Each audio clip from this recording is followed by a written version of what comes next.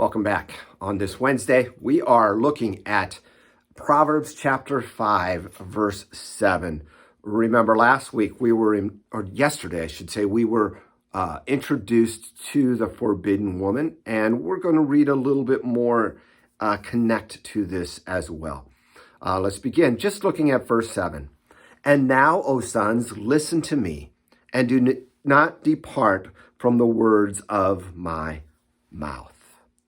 Notice something's a little bit different. He's moving from son, singular, to O sons, plural, addressing it, spreading it out to all. I'm not sure where that significance is, but that is something that we need to note, that it's not just for one, it is for all.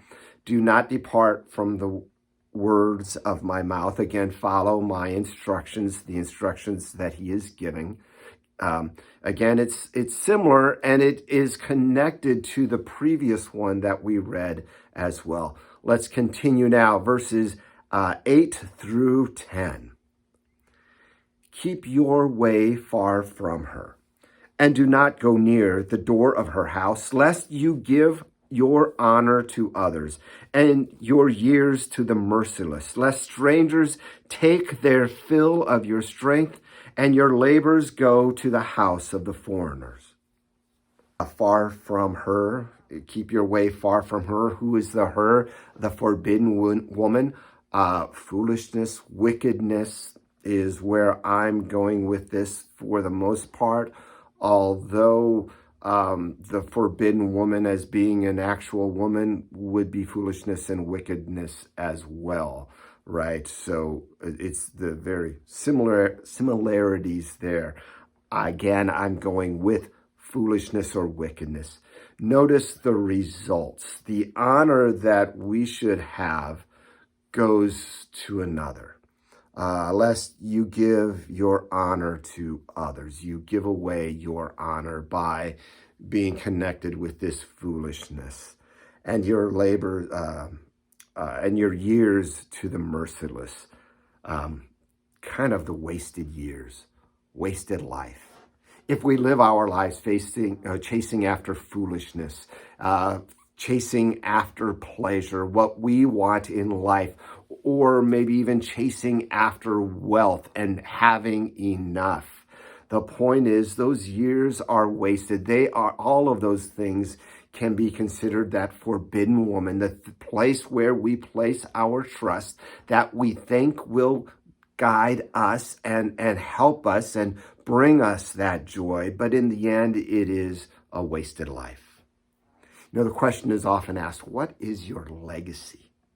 What do you want to be known for? Some people say, well, I want to be known in this way, or I want, maybe a park to be named after me. I want to be famous so that this company carries my name forever. I want to be remembered as a great civic leader, as a great church leader. I want to be remembered as this or that. Here's my legacy. Here's what I want more than anything. For my children to follow in the ways of the Lord.